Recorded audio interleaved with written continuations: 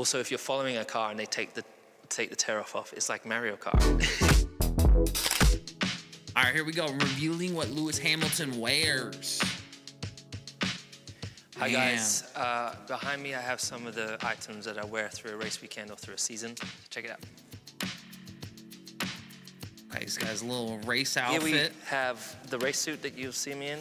It's fireproof, so the car's on fire, I'm pretty sure. That's why they wear that. I think it's like 90 seconds or something crazy. Ultimately, it's just a big onesie, but it's safe. So, and I love that it's black. It used to be white, but that really showed the sweat, so I'm glad we've gone to black. The race suit is made of a fabric called Nomex. It's the most fire retardant stuff we can find, and light. They used to be lighter, but I think year on year, you know, they're always trying to improve safety. So it's got thicker over the last few years. And so it's not the most breathable. So when you're in Singapore, you're just sweating before you even get in the car. And, man, I can imagine. That's crazy. There's no AC in the car, obviously. You know, people ask that. And you can't have, like, people will be like, well, why didn't you have, like, you know, cold water tubes or coolant or something going through your suit? But everything's about weight. You know, the suit has to weigh. Oh, yeah, that's true. I didn't really think about that. Like 700 or 800 grams. Weight is everything in our sport. And so the driver, my kit and me, I'm always weighed every time I get in the car, every time I get out. And you are added to the car's weight ultimately.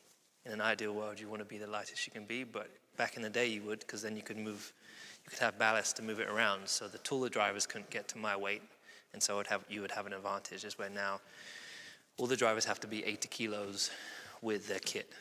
And maybe there's taller drivers that can't get to 80 kilos, they'll be maybe 82 or something, and they're carrying that penalty. Wow, you get penalized for being Nomex, overweight? Underwear, so it's like I didn't thermal know that underwear at all. you go skiing in. It doesn't breathe a huge amount, it's usually just drenched. It's actually really nice fabric, this one.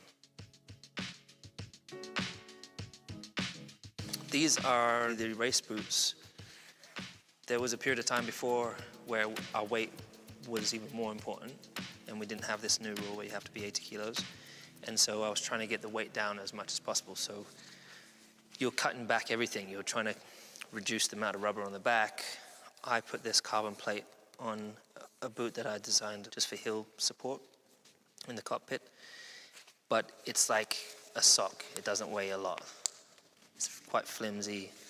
Key is to have not too thick sole so you can feel the throttle and feel the brake. And again, these are fireproof. Back in the olden days when like Ayrton was racing, for example, they would have been made of suede. The boot would come higher to protect the ankle from a crash. So the wishbone doesn't come through and pierce through your leg. So we don't have that. It's all carbon fiber now, so you're more safe inside, and it's really about weight and function.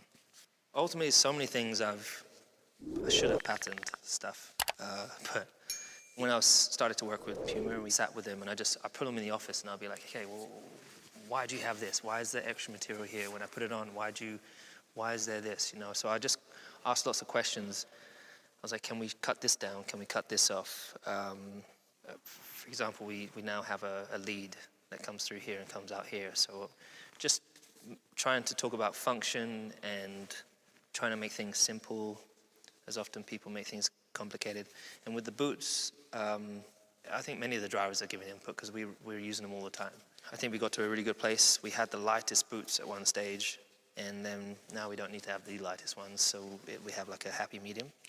But I still want to like. I guess I really didn't think about the shoes ever, to be honest. That's my goal over the next years.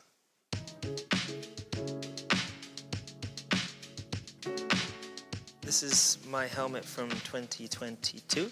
I got my first helmet when I was 8, and it was called an FM. It was red. You know, all the other cool kids, all the other cool drivers had it was an Arai helmet, and that's like what the cool kids had. It was like having cool kicks, and that was my dream as a kid. So eventually, my dad saved up. My dad and my stepmom and my mom put money together and bought me a PlayStation for Christmas. But I was like, I want a new helmet. I said, well, we can't afford to get you a PlayStation, and so we took the PlayStation back, and I got a new helmet. And my dad we sat together. It's a good and he was like, what colors investment do you nowadays. want? And he chose yellow because he was nervous when I would go down to turn 1, 40 or 50 go-karts going into the first corner. He couldn't see which one I was. So he chose yellow. I chose red, blue, and green. And then he went to B&Q and he got like all the masking tape and all this stuff, and he sprayed it in the shed. I think the helmet was 300 pounds. And then to get one of the professional painters to paint it was another 300 or 400 pounds, and we didn't have that money. That's why my dad painted my helmet. He did an amazing job. Since then, I tried to incorporate that original design every year. So I started to work with this amazing designer in Brazil. So I've been to white, it was white and red for a period of time. Cool. It was yellow a long time ago. Then I went to purple and black in 2020. Damn, I need one of those. I didn't want to bring neon into my design because Valentino Rossi kind of owned the neon. And then he retired, and I was like, okay, now is my moment. I can now grab it. And so I brought it into our design last year, and I love it. And I kind of feel proud to kind of carry on the baton for him, maybe, I don't know. But ventilation is key.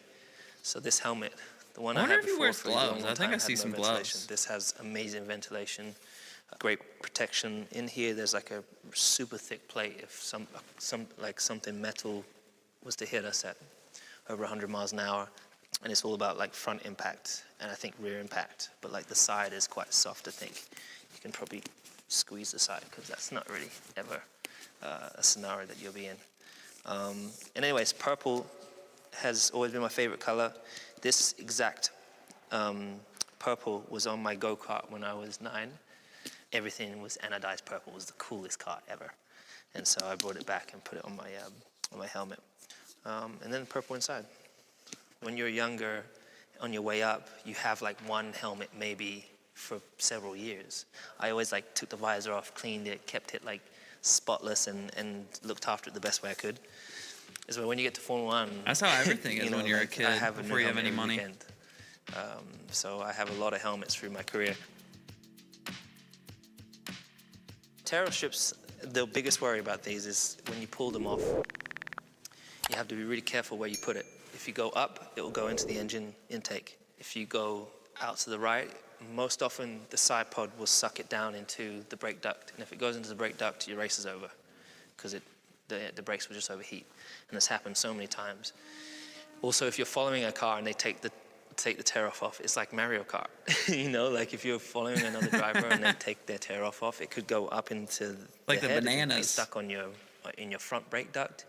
Those are the things that you're at risk when you're racing. So I have to be really careful. I have to put it out and put it high, like kind of out as far as my arm can go, and hope that I'm at high speed that it gets sucked out the back. So the gloves, this is all made with Nomex again, and this is just extra fireproof. You know, you all saw Niki Lauda, who had a big crash and was in the fire. The only thing is that it's like freaking roasting. In this, the helmet, the underwear you have, the socks, the boots, the suit Didn't on he top say of that. he's losing like 3 to 5 pounds either side of of you, you race? have the 2 radiators, you have the hybrid batteries behind your butt, and all these hydraulic tubes that are going either side of your legs. So you're just sitting around a big furnace.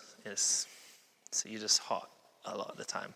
You just have to complain and ask them to make sure that they make those changes. So like for example, this year in our car, we have better circulation for that. These gloves, again, fireproof, and then we have grip, just like this grip stuff, just because the forces that you have coming through the steering wheel, you know, you're holding on for dear life. But I'm amazed he back in the doesn't day, have like they a would use special suede pair of on the gloves. wheels, which was pretty cool. You know how like Like you football maybe have players in the have road, gloves? maybe. Like American football players? But that goes shiny and then gets slippery. And if it's wet, it's pretty useless. So we have like a rubber, which if it's wet, still grips up. And this helps with that.